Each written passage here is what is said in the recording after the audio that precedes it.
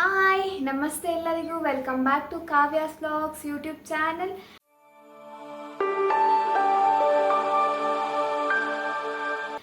ಇವತ್ತು kitchen clean ಮಾಡಿ organise ಮಾಡೋಣ ಅಂತ ಬಂದಿದ್ದೀನಿ, ಪ್ಲ್ಯಾನ್ ಮಾಡ್ಕೊಂಡು ಬಂದಿದ್ದೀನಿ. ಇದೊಂದು ಮೋಟಿವೇಶನ್ ವ್ಲಾಗ್ ಆಗಿರುತ್ತೆ. ಕಿಚನ್ ಕ್ಲೀನ್ ಮಾಡೋದು ಸ್ವಲ್ಪ ಟಯರ್ಡೇ, ಆದರೂ ಕಿಚನ್ ಕ್ಲೀನ್ ಆದಮೇಲೆ ಸಿಗೋ ಸ್ಯಾಟಿಸ್ಫ್ಯಾಕ್ಷನ್ ಬೇರೆ ಲೆವೆಲ್ ಆಗಿರುತ್ತಲ್ವ. ಅದಕ್ಕೋಸ್ಕರ ನಾನು ಪ್ಲ್ಯಾನ್ ಮಾಡಿ ಇವತ್ತು ಕಿಚನ್ ಕ್ಲೀನ್ ಮಾಡೋ ಒಂದು ವಿಡಿಯೋ ಮಾಡೋಣ, ಮೋಟಿವೇಶನ್ ವಿಡಿಯೋ ಮಾಡೋಣ ಅಂದ್ಕೊಂಡು ನಾನು ಇವತ್ತು ಬಂದಿದ್ದೀನಿ. ನೋಡ್ಕೊಂಡು ಬನ್ನಿ. ನಮಸ್ತೆ, ಎಲ್ಲರೂ ಹೇಗಿದ್ದೀರಾ? ಎಲ್ಲರೂ ಚೆನ್ನಾಗಿದ್ದೀರಾ ಅಂತ ಅಂದ್ಕೊಂಡು ಈ ವಿಡಿಯೋ ಸ್ಟಾರ್ಟ್ ಮಾಡ್ತಾಯಿದ್ದೀನಿ.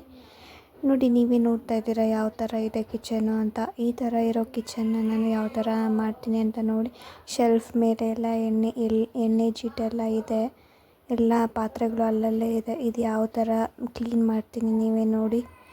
ಎಲ್ಲ ಅಂದರೆ ಬೆಳಗ್ಗೆ ಟಿಫನ್ ಮಾಡ್ತೀನಿ ಅಲ್ವಾ, ಎಲ್ಲ ಹಂಗಂಗೆ ಇಟ್ಬಿಡ್ತೀನಿ.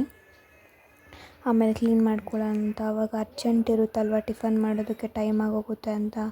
ಅದಕ್ಕೋಸ್ಕರ ನಾನು ಹಂಗಂಗೆ ಇಡ್ತೀನಿ. ಯೂಶ್ವಲಾಗಿ ನಾನು ಯಾವಾಗಲೂ ಅಷ್ಟೇ ಕ್ಲೀನ್ ಮಾಡ್ಕೊತಾ ಇರ್ತೀನಿ. ನೋಡಿ, ಗಿಡ ಒಣಗೋಗಿದೆ, ಒಂದೆಲೆ ಒಣಗೋಗಿದೆ. ಅದಕ್ಕೋಸ್ಕರ ನಾನು ಅದನ್ನೆಲ್ಲ ತೆಗೆದು ನೀಟಾಗಿ ತೊಳೆದು ಇಡೋಣ ಅಂತ ಇಡ್ತಾಯಿದ್ದೀನಿ. ಮತ್ತು ನನಗೆ ಫೇವ್ರೆಟ್ ಜಾಗ ಅಂದರೆ ಅದು 3 ಸೆರಾಮಿಕ್ ಪಾಟ್ ಇಟ್ಟಿದ್ದೀವಲ್ವ, ಅದು ನನಗೆ ಫೇವ್ರೆಟ್ಟು. ಅಲ್ಲೇ ನೀವು ನೋಡಿರ್ತೀರ ನನ್ನ ವೀಡಿಯೋಸ್ ಆಲ್ಮೋಸ್ಟ್ ಎಲ್ಲ ನಾನು ಅಲ್ಲೇ ಮಾಡ್ತೀನಿ. ಇನ್ನೊಂದೇನು ಅಂದರೆ ಅಲ್ಲಿ ಕಿಟಕಿ ಇದೆ ಅಲ್ವಾ, ಚೆನ್ನಾಗಿ ಬೆಳಕು ಸಹ ಚೆನ್ನಾಗಿ ಬರುತ್ತೆ. ಅದಕ್ಕೋಸ್ಕರ ನಾನು ಅಲ್ಲೇ ವೀಡಿಯೋಸ್ ಮಾಡೋದು. ಮತ್ತು ಈ ಗಿಡದಲ್ಲೂ ಅಷ್ಟೇ ಸ್ವಲ್ಪ ಒಣಗೋಗಿದೆ, ಅದಕ್ಕೋಸ್ಕರ ತೆಗೆದು ನೀರೆಲ್ಲ ಚೇಂಜ್ ಮಾಡೋಣ. ನಾನು ವೀಕ್ಲಿ ಒನ್ಸ್ ಎಲ್ಲ ತೆಗೆದು ಚೇಂಜ್ ಮಾಡ್ತಾಯಿರ್ತೀನಿ ನೀರೆಲ್ಲ. ನಾನು ಆದ್ರೂ ಅಲ್ಲಿ ಆಚೆಯಿಂದ ಡಸ್ಟ್ ಎಲ್ಲ ಬರುತ್ತಲ್ವ, ಅದಕ್ಕೋಸ್ಕರ ತೆಗ್ದಿದ್ದೀನಿ. ಒಂದೊಂದು ಎಲೆ ಒಣಗೋಗಿದೆ, ಅದಕ್ಕೆ ತೆಗೆದು ತೊಳೆಯೋಣ ಅಂತ. ಮತ್ತು ಡಸ್ಟ್ ಇರುತ್ತಲ್ವ, ಅದಕ್ಕೆ ಮೇಲೆ ಎಲ್ಲನೂ ಬ್ರಷಲ್ಲಿ ಸ್ವಲ್ಪ ಒರೆಸ್ಕೊಂಡು ಆಮೇಲೆ ಉಜ್ಕೊಳ್ಳೋಣ ಅಂತ ಒರೆಸ್ಕೊತಾ ಇದ್ದೀನಿ. ಡಸ್ಟ್ ಮಾಡ್ಕೊತಾ ಇದ್ದೀನಿ. ತುಂಬ ಡಸ್ಟ್ ಬರುತ್ತೆ ನಮ್ಮ ಮನೆಗೆ, ಯಾಕಂದರೆ ಪಕ್ಕ ಯಾವ ಮನೆಯೂ ಇಲ್ಲ, ತುಂಬ ಗಿಡಗಳಿದೆ ಅಲ್ವಾ, ಅದಕ್ಕೋಸ್ಕರ ತುಂಬ ಡಸ್ಟ್ ಬರುತ್ತೆ. ಇವಾಗ ಕ್ಲೀನ್ ಮಾಡಿ ಇನ್ನು ಸ್ವಲ್ಪ ಹೊತ್ತಿಗೆ ನೋಡಿದ್ರು ನಮ್ಮ ಮನೇಲಿ ಡಸ್ಟ್ ಇರುತ್ತೆ. ವಿಂಡೋ ಯಾವಾಗಲೂ ಓಪನ್ನೇ ಇರುತ್ತೆ, ಯಾಕಂದರೆ ಬೆಳಕು ಬೇಕಲ್ವ, ಅದಕ್ಕೋಸ್ಕರ ಅಲ್ಲೆಲ್ಲ ನೀಟಾಗಿ ಎಲ್ಲವೂ ಡಸ್ಟ್ ಮಾಡ್ಕೊತಾ ಇದ್ದೀನಿ. ಮತ್ತು ಸ್ಟವ್ ಮೇಲೇನೂ ಅಷ್ಟೇ ಸೈಡಲ್ಲಿ ಎಲ್ಲ ಇರುತ್ತಲ್ವ, ಅದೆಲ್ಲ ಡಸ್ಟ್ ಮಾಡಿಕೊಂಡು ನೀಟಾಗಿ ಬ್ರಷಲ್ಲಿ ಇವಾಗ ಇದು ವಿಮ್ ಲಿಕ್ವಿಡಲ್ಲಿ ನೀಟಾಗಿ ಉಜ್ಜೋಣ ಅಂತ ನಾರಲ್ಲಿ ಉಜ್ತಾ ಇದ್ದೀನಿ ನಾನು. ಇಲ್ಲಾಂದರೆ ನಾವು ಎಷ್ಟೇ ಬಟ್ಟೆಯಲ್ಲಿ ನೀರು ಬಟ್ಟೆ ಎತ್ಕೊಂಡು ಉಜ್ಕೊಂಡ್ರೆ ಎಣ್ಣೆದು ಜಿಡ್ಡು ಹೋಗಲ್ಲ, ಹಂಗಂಗೆ ಅಂಟ್ಕೊಂಡಿರುತ್ತೆ. ಅದಕ್ಕೋಸ್ಕರ ನಾನು ಈ ಥರ ಆವಾಗವಾಗ ಕ್ಲೀನ್ ಮಾಡ್ಕೊತಾ ಇರ್ತೀನಿ ನಾನು. ಅದಕ್ಕೋಸ್ಕರ ನಾನು ಯಾವ ಥರ ಇರ್ತೀನಿ ಮನೆಯಲ್ಲಿ ಅನ್ನೋದಕ್ಕೋಸ್ಕರ ಒಂದು ವಿಡಿಯೋ ಮಾಡಿ ನಿಮಗೂ ತೋರಿಸ್ತಾ ಇದ್ದೀನಿ. ನಾನು ಯಾವ ಥರ ನನ್ನ ಕಿಚನ್ನ ನೀಟಾಗಿ ಇಟ್ಕೊತೀನಿ ಅನ್ನೋದಕ್ಕೋಸ್ಕರ ನಾನು ಈ ವಿಡಿಯೋ ಮಾಡಿ ತೋರಿಸ್ತಾ ಇದ್ದೀನಿ. ಅಂದರೆ ನಾವು ಇವಾಗ ಸೋಪಲ್ಲಿ ಲಿಕ್ವಿಡಲ್ಲಿ ಅದನ್ನು ಉಜ್ಜಿರ್ತೀವಲ್ವ ಸ್ಲ್ಯಾಬ್ನ, ಅದನ್ನು ನಾವು ಒಂದೇ ಸಲ ಡೈರೆಕ್ಟಾಗಿ ನೀರು ಬಟ್ಟೆ ತಗೊಂಡು ಒರೆಸೋದಕ್ಕಿಂತ ಈ ಥರ ವೈಪರಲ್ಲಿ ವೈಪ್ ಮಾಡಿಕೊಂಡು ಒರೆಸ್ಕೊಂಡ್ರೆ ನೀಟಾಗಿ ಬರುತ್ತೆ. ಬಟ್ಟೆಯಲ್ಲಿ ನಾವೇನಾದರೂ ನೀರು ಬಟ್ಟೆಯಲ್ಲಿ ಒರೆಸ್ಕೊಂಡ್ರೆ ಸೋಪ್ ಹಂಗೆ ಇರುತ್ತೆ, ಸ್ಲ್ಯಾಬ್ ಮೇಲೆ ಸೋಪ್ ಹಂಗೆ ಇರುತ್ತೆ. ಫಸ್ಟು ವೈಪರಲ್ಲಿ ವೈಪ್ ಮಾಡಿಕೊಂಡು ಆಮೇಲೆ ನಾನು ಕಿಚನ್ ಬಟ್ಟೆ ಇರುತ್ತಲ್ವ, ಆ ಕಿಚನ್ ಬಟ್ಟೆಯಲ್ಲಿ ನೀಟಾಗಿ ತೆಗಿತೀನಿ. ಆಚೆ ತೆಗೆದ್ಬಿಟ್ಟು ಬೇರೆ ಬಟ್ಟೆ ತಗೊಂಡು ಒದ್ದೆ ಮಾಡ್ಕೊಂಡು ತೆಗಿತೀನಿ. ನೋಡಿ, ಇವಾಗ ಕಿಚನ್ ಬಟ್ಟೆ ಇದು, ನಾನು ಯಾವಾಗಲೂ ಇದನ್ನು ಕಿಚನಲ್ಲಿ ಯೂಸ್ ಮಾಡ್ತಾಯಿರ್ತೀನಿ. ಇದನ್ನು ಅವಾಗವಾಗ ಸ್ಟವ್ ಮೇಲೆ ಏನಾದರೂ ಬಿದ್ದಿರುತ್ತಲ್ವ, ಅವಾಗವಾಗ ನಾನು ಈ ಥರ ಚೆನ್ನಾಗಿರುತ್ತೆ. ಈ ಥರ ಡಿಮಾರ್ಟಲ್ಲಿ ಸಿಗುತ್ತೆ, ಅದಕ್ಕೆ ನಾನು ತಗೊಂಡು ಅದನ್ನು ಯೂಸ್ ಮಾಡ್ತೀವಿ. ಮತ್ತು ನೋಡಿ, ಒದ್ದೆ ಬಟ್ಟೆ ಮಾಡ್ಕೊಂಬಂದು ಇವಾಗ ಒರೆಸ್ಕೊತಾ ಇದ್ದೀನಿ. ನೀಟಾಗಿ ಆಗುತ್ತೆ, ಒಂದು ಚೂರು ಸೋಪ್ ಇರಲ್ಲ, ಜಿಡ್ಡಿರಲ್ಲ, ಏನೂ ಇರಲ್ಲ, ನೀಟಾಗಿ ಹೋಗುತ್ತೆ. ನಾನು ಆ ಥರನೇ ನನ್ನ ಕಿಚನ್ನ ನಾನು ಮೇಂಟೈನ್ ಮಾಡೋದು. ನೀಟಾಗಿ ಒರೆಸ್ಕೊತಾ ಇದ್ದೀನಿ ಕಿಚನ್ನ ನಾನು. ಅಂದರೆ ನಾವು ಆವಾಗ ಕ್ಲೀನ್ ಮಾಡ್ಕೊತಾ ಇದ್ದರೆ ಅಷ್ಟು ಕಷ್ಟ ಅಂತ ಏನೂ ಅನಿಸಲ್ಲ.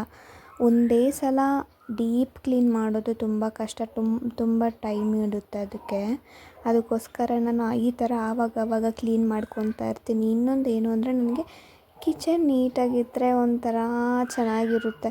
ಇಲ್ಲಾಂದರೆ ನನಗೆ ಕಿಚನ್ ಒಳಗಡೆ ಹೋಗೋದಕ್ಕೂ ನನಗೆ ಇಷ್ಟ ಆಗಲ್ಲ. ಅದಕ್ಕೋಸ್ಕರ ನಾನು ಆವಾಗವಾಗ ಕಿಚನನ್ನು ಈ ಥರ ಕ್ಲೀನ್ ಮಾಡ್ಕೊತಾ ಇರ್ತೀನಿ.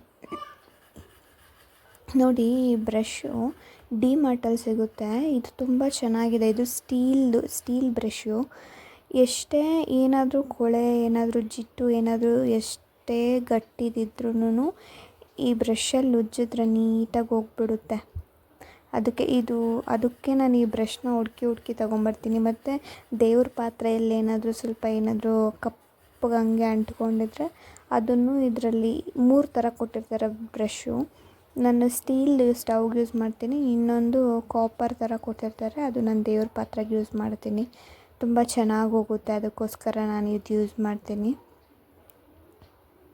ಚೆನ್ನಾಗಿರುತ್ತೆ ಅದು. ಅದಕ್ಕೆ ಒಂದು ಸಲ ತಗೊಂಡು ನೋಡಿ ಅದನ್ನು.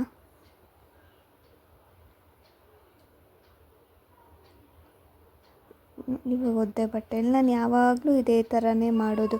ಫಸ್ಟು ಬೇರೆ ಕಿಚನ್ ಬಟ್ಟೆಯಲ್ಲಿ ಒರೆಸ್ಕೊಂಡು ಮತ್ತೆ ಬೇರೆ ಬಟ್ಟೆ ತೊಗೊಂಡು ಒದ್ದೆ ಬಟ್ಟೆಯಲ್ಲಿ ಒರೆಸ್ಕೊತೀನಿ. ಆವಾಗ ನೀಟಾಗಿ ಕ್ಲೀನ್ ಆಗುತ್ತೆ. ಸೋಪು ಏನೂ ಕಾಣಿಸಲ್ಲ, ನೀಟಾಗಿರುತ್ತೆ. ಅದಕ್ಕೋಸ್ಕರ ನಾನು ಈ ಥರ ಫಾಲೋ ಮಾಡ್ತೀನಿ. ಎಲ್ಲ ಒಂದೇ ಬಟ್ಟೆಯಲ್ಲೇ ನಾನು ಮಾಡ್ಕೊಳ್ಳಲ್ಲ, ಬೇರೆ ಬೇರೆ ಬಟ್ಟೆಯಲ್ಲಿ ನಾನು ಮಾಡ್ಕೊತೀನಿ.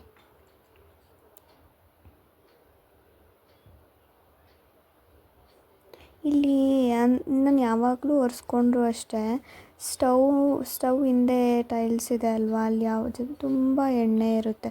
ಒಗ್ಗರಣೆ ಅದು ಇದು ಹಾಕ್ಕೊತ ಇರ್ತೀವಲ್ವ, ಅದಕ್ಕೋಸ್ಕರ ಅಲ್ಲೂ ನಾನು ಚೆನ್ನಾಗಿ ಒರೆಸ್ಕೊತಾ ಇರ್ತೀನಿ ಯಾವಾಗಲೂ ಅಷ್ಟೇ. ಆಮೇಲೆ ನೆಕ್ಸ್ಟು ಸ್ಟವ್ ಪಕ್ಕ ಇರೋದನ್ನು ಸಹ ಸೋಪಲ್ಲಿ ಹಾಕಿ ಒರೆಸ್ಕೊತಾ ಇದ್ದೀನಿ.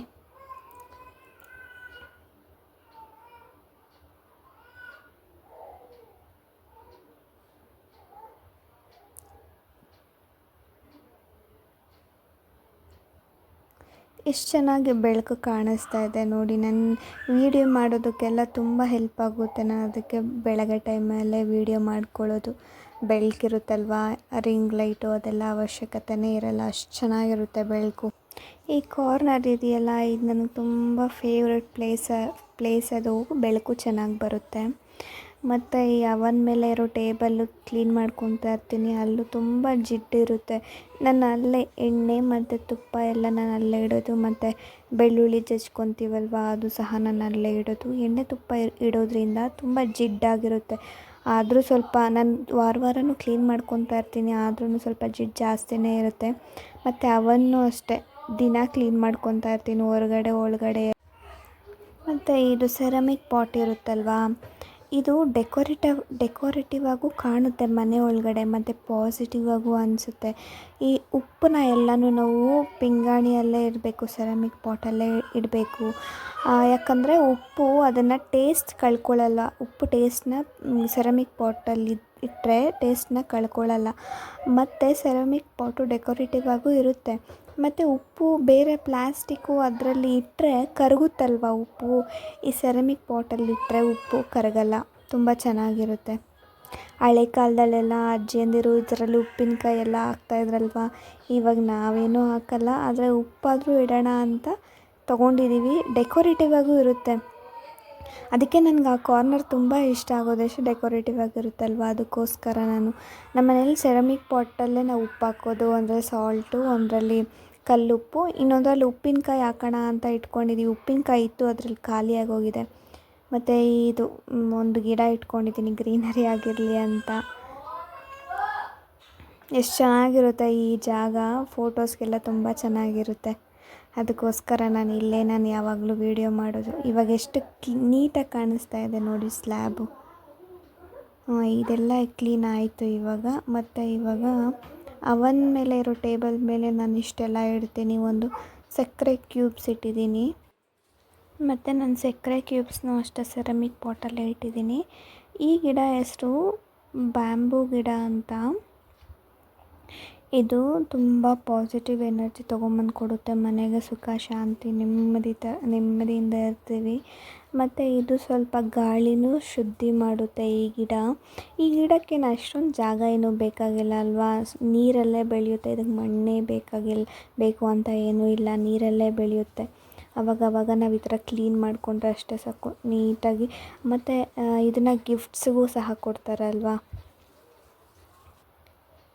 ಎಲ್ಲ ಕ್ಲೀನ್ ಮಾಡಿಕೊಂಡು ನಾನು ಇಟ್ಕೊತಾ ಇದ್ದೀನಿ. ಈ ಗಿಡ ಮೇಲೇನೂ ತುಂಬ ಡಸ್ಟ್ ಬೀಳ್ತಾ ಇರುತ್ತೆ. 2-3 ದಿನಕ್ಕೊಂದ್ಸಲ ನಾನು ಕ್ಲೀನ್ ಮಾಡ್ಕೊತಾ ಇರ್ತೀನಿ ಈ ಗಿಡನ. ಒಂಥರ ಯಾವಾಗಲೂ ಅಷ್ಟೇ ಮನೆ ಒಳಗಡೆ ಪಾಸಿಟಿವ್ ಆಗಿರಬೇಕು, ಪಾಸಿಟಿವ್ ಎನರ್ಜಿ ಇರಬೇಕು. ಮನೆ ನೀಟಾಗಿ ಇಟ್ಕೋಬೇಕು. ಯಾವಾಗ್ಲೂ ಗಲೀಜಾಗಿ ಇಟ್ಕೊಂಡ್ರೆ ನಮಗೆ ಇವಾಗ ಏನಾದರೂ ಕಿಚನ್ ಗಲೀಜಾಗಿದ್ರೆ ನಮಗೇನಾದರೂ ಕಿಚನ್ ಒಳಗಡೆ ಹೋಗೋದಕ್ಕೆ ಇಷ್ಟ ಆಗುತ್ತಾ? ಇಲ್ಲ ಅಲ್ವಾ. ಅದಕ್ಕೋಸ್ಕರ ಕಿಚನ್ ಆಗಲಿ ಹಾಲ್ ಆಗಲಿ ಎಲ್ಲ ಕ್ಲೀನಾಗಿ ಇಟ್ಕೊಂಡಿರಬೇಕು. ಮತ್ತು ಎಲ್ಲ ಆ ಕಡೆ ತೆಗ್ದಿಟ್ಟಿದೆ ಅಲ್ವಾ ಕ್ಲೀನ್ ಮಾಡೋದಕ್ಕೆ, ಎಲ್ಲ ಇವಾಗ ನಾನು ಜೋಡಿಸ್ಕೊತಾ ಇದ್ದೀನಿ. ಟಿಶ್ಯೂಸು ಮತ್ತು ಸ್ಪೂನ್ಸು ಎಲ್ಲನೂ ಇಟ್ಕೊತಾ ಇದ್ದೀನಿ. ಟಿಶ್ಯೂಸು ನಾನು ಕಿಚನಲ್ಲಿ ತುಂಬ ಯೂಸ್ ಮಾಡ್ತೀನಿ ಎಲ್ಲದಕ್ಕೂ ಅಷ್ಟೇ. ನೀರು ಏನಾದರೂ ಪಾತ್ರೆಯಲ್ಲಿ ಗ್ಲಾಸಲ್ಲಿ ಏನಾದರೂ ನಾವು ಯೂಸ್ ಮಾಡೋ ಟೈಮಲ್ಲಿ ಇದ್ದರೆ ಅದರಲ್ಲಿ ಒರೆಸ್ಕೊಳ್ಳೋದಕ್ಕೆ, ಮತ್ತು ಎಣ್ಣೆ ಏನಾದರೂ ಮುಟ್ಟಿದರೆ ಅದನ್ನು ಸಹ ಒರೆಸ್ಕೊಳ್ಳೋದಕ್ಕೆ ನಾನು ಟಿಶ್ಯೂಸ್ ತುಂಬ ಯೂಸ್ ಮಾಡ್ತೀನಿ. ಆ ಕಡೆ ಶೆಲ್ಫ್ ಆಯಿತು. ಇವಾಗ ಈ ಕಡೆ ಶೆಲ್ಫನ್ನ ಕ್ಲೀನ್ ಮಾಡೋದಕ್ಕೆ ಬಂದಿದ್ದೀನಿ. ಯಾವಾಗಲೂ ಅಷ್ಟೇ ಪ್ಲಗ್ನ ತೆಗೆದ್ಬಿಟ್ಟೆ ನೀವು ಮಾಡಿ. ಸ್ವಿಚ್ ಆಫ್ ಇದೆ ಅಂತ ನೀವು ಕೆಲಸ ಮಾಡೋದಕ್ಕೆ ಹೋಗಬೇಡಿ. ಯಾಕಂದರೆ ಪ್ಲಗ್ ಏನಾದರೂ ಅದರಲ್ಲೇ ಇದ್ದರೆ ತುಂಬ ಪ್ರಾಬ್ಲಮ್ ಆಗುತ್ತೆ. ಕರೆಂಟ್ ಇರುತ್ತೆ ಅಲ್ವಾ ಸ್ವಿಚ್ ಬೋರ್ಡಲ್ಲಿ, ಅದಕ್ಕೋಸ್ಕರ ಪ್ಲಗ್ನ ಯಾವಾಗಲೂ ತೆಗೆದುಬಿಟ್ಟೆ ಯೂಸ್ ಮಾಡಿ. ಇವಾಗೆಲ್ಲ ಕ್ಲೀನಾಗಿ ವೈಪ್ ಮಾಡ್ಕೊತಾ ಇದ್ದೀನಿ ನಾನು. ವೈಪ್ ಮಾಡಿಕೊಂಡು ಒರೆಸ್ಕೊತಾ ಇದ್ದೀನಿ. ನೀಟಾಗಿ ಒರೆಸ್ಕೊಂಡು ನೋಡಿ ಎಷ್ಟು ಕ್ಲೀನಾಗಿ ಕಾಣಿಸ್ತಾ ಇದೆ. ಮತ್ತು ಆ ಬಟ್ಟೆಯಲ್ಲೂ ಸಹ ಒರೆಸ್ಕೊತೀನಿ ನೀಟಾಗಿ. ನಾನು ನೀಟಾಗಿ ಸ್ಲ್ಯಾಬ್ನೆಲ್ಲ ಒರೆಸ್ಕೊತಾ ಇದ್ದೀನಿ. ಈ OTG ಮೇಲೆ ಎಲ್ಲ ಈ OTGಯಲ್ಲಿ ಕೇಕ್ಸು, ಬಿಸ್ಕೆಟ್ಸು ಎಲ್ಲ ಮಾಡ್ತಾರೆ ನಮ್ಮತ್ತೆ. ಎಷ್ಟು ಚೆನ್ನಾಗಿರುತ್ತೆ ನಮ್ಮತ್ತೆ. ನಮ್ಮ ಹಸ್ಬೆಂಡ್ ಎಲ್ಲನೂ ಬಿಸ್ಕೆಟ್ಸ್ ಎಲ್ಲ ಮಾಡ್ತಾರೆ. ಕುಕ್ಕೀಸು, ಕಪ್ ಕೇಕ್ ಎಲ್ಲ ಮಾಡ್ತಾರೆ. ತುಂಬ ಚೆನ್ನಾಗಿ ಮಾಡ್ತಾರೆ ಅವರು.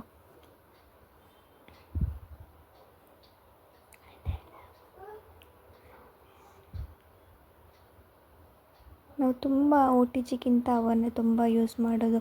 OTG ಯಾವಾಗಲಾದರೂ ಒಂದೊಂದು ಸಲ ಯೂಸ್ ಮಾಡ್ತೀವಿ ಅಷ್ಟೇ. ಅವನ್ ದಿನ ಯೂಸ್ ಮಾಡ್ತೀವಿ ಏನಾದರೂ ಬಿಸಿ ಮಾಡ್ಕೊಳ್ಳೋದಕ್ಕೆಲ್ಲನೂ ಅಷ್ಟೇ. ಇವಾಗೆಲ್ಲ ತೆಗ್ದಿರೋ ಪಾತ್ರೆ ಎಲ್ಲ ಮತ್ತೆ ಜೋಡಿಸ್ಕೊತಾ ಇರ್ತೀನಿ ನಾನು.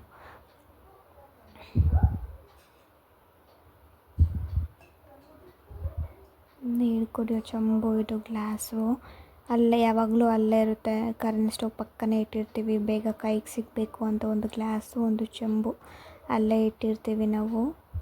ಯಾಕಂದರೆ ಸಡನ್ನಾಗಿ ಎಲ್ಲಿದೆ ಅಂತ ಹುಡ್ಕೋದಕ್ಕೆ ಕಷ್ಟ ಆಗುತ್ತಲ್ವ, ಅದಕ್ಕೋಸ್ಕರ ಅಲ್ಲೇ ಇಟ್ಟಿರ್ತೀನಿ ಎರಡೂನು. ಮತ್ತು ಸಿಂಕಲ್ಲಿ ಸ್ವಲ್ಪ ಪಾತ್ರೆಗಳಿತ್ತು, ಅದನ್ನೆಲ್ಲ ನೀಟಾಗಿ ತೊಳಿತಾ ಇದ್ದೀನಿ ನಾನು. ಅದನ್ನೆಲ್ಲ ನೀಟಾಗಿ ತೊಳೆದ್ಬಿಟ್ಟು ಸಿಂಕೆಲ್ಲ ತೊಳೆದ್ರೆ ಕ್ಲೀನ್ ಆಗುತ್ತೆ. ಇವತ್ತಿನ ಕ್ಲೀನ್ ಮುಗೀತು. ಸ್ವಲ್ಪ ಪಾತ್ರೆ ಇದೆ, ಅದನ್ನು ತೊಳೆದ್ಬಿಟ್ಟು ಇದು ಅಷ್ಟೇ. ಇದರಲ್ಲಿ ಟಬ್ಬೂ ನೀಟಾಗಿರುತ್ತೆ. ನಾವು ಪಾತ್ರೆ ತೊಳಿತಾ ಇರ್ತೀವಲ್ವ, ಆ ನೀರೆಲ್ಲ ಆ ಟಬ್ಗೆ ಎಗರ್ತಾ ಇರುತ್ತಲ್ವ, ಅದಕ್ಕೋಸ್ಕರ ನಾನು ಆ ಟಬ್ನೂ ಯಾವಾಗಲೂ ಪಾತ್ರೆ ತೊಳೆಯೋ ಟೈಮಲ್ಲಿ ಆ ಟಬ್ನೂ ಕಿಚನ್ ಟವಲಲ್ಲಿ ಒರೆಸ್ಕೊತಾ ಇರ್ತೀನಿ. ಆವಾಗ ಟಬ್ಬು ಸಹ ನೋಡೋದಕ್ಕೆ ಚೆನ್ನಾಗಿ ಕ್ಲೀನಾಗಿರುತ್ತಲ್ವ, ಅದಕ್ಕೋಸ್ಕರ ನಾನು ಟಬ್ಬು ಚೆನ್ನಾಗಿ ಒರೆಸ್ಕೊತಿದ್ದೀನಿ. ಸಿಂಕೆಲ್ಲ ನೀಟಾಗಿ ಸೋಪಲ್ಲೆಲ್ಲ ಉಜ್ಕೊಂಡು ಕ್ಲೀನ್ ಮಾಡ್ಕೊತಾ ಇರ್ತೀನಿ. ನೈಟಲ್ಲೆಲ್ಲ ಯಾವಾಗಲೂ ಅಷ್ಟೇ, ನೈಟಲ್ಲಿ ಸಿಂಕ್ನ ನಾನು ನೀಟಾಗಿ ಸೋಪಲ್ಲಿ ಒರೆಸೇ ನಾನು ಮಲಗೋದಕ್ಕೆ ಹೋಗೋದು. ಇಲ್ಲಾಂದರೆ ನಾವು ಬೆಳಗಿಂದ ಮಾಡಿರೋದೆಲ್ಲ ಇರುತ್ತಲ್ವ ಜಿಡ್ಡೆಲ್ಲನೂ, ಅದಕ್ಕೋಸ್ಕರ ನೈಟಲ್ಲೆಲ್ಲ ಕ್ಲೀನ್ ಮಾಡಿಬಿಟ್ಟೆ ಹೋಗೋದು ನಾನು. ಇವಾಗಲೂ ಅಷ್ಟೇ, ಒಂದು ದಿನಕ್ಕೆ 2-3 ಸಲ ಕ್ಲೀನ್ ಮಾಡ್ತೀನಿ. ಇನ್ನು ಸಿಂಕ್ನ ನಾನು ಈ ಥರ ಸೋಪಲ್ಲಿ ಒರೆಸ್ತಾ ಇರ್ತೀನಿ ಸಿಂಕ್ನ. ಇಲ್ಲಾಂದರೆ ಅದು ಒಂಥರ ಸ್ಮೆಲ್ ಬರುತ್ತಲ್ವ, ಅದಕ್ಕೋಸ್ಕರ ನಾನು ಇವಾಗೆಲ್ಲ ಕ್ಲೀನ್ ಆಯಿತು.